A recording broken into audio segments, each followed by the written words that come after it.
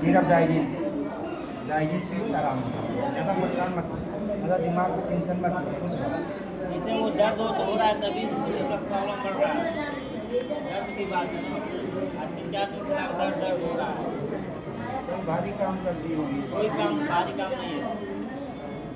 तो यही दवाई लो फिर देखो।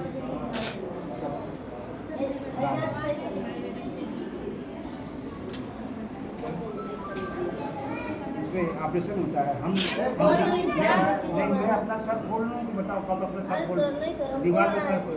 दीवार में सर खोल नया लूँ पर्चा अपना, बनवा के लाइए, वो हम बनाया था। और तो अपना सर में दीवार में सर खोल नहीं आ सकता। नहीं सर, बताइए कि सर ये जांच के मान ना लो, ये बात माने को यार ये जांच के मान। भैया आज हम नहीं करेंगे तीसरा ऑपरेशन, हम तो बहुत सावधान हो गए हैं, सोमवार को होगा, आज हम नहीं कर पाएंगे, जाना तो गोरखपुर चले जाए, सोमवार को होगा। उनकी 1 रुपये का पर्चा बनवा लाइए, नहीं तो वो भी बंद हो जाएगा, वो भी बंद हो जाएगा। बस मुँह ताकना, पकड़ो भाई, बस मुँह ताकना, जाँचो नहीं हो पाएगा, जाना फिर देना 3000 रुपये बात है।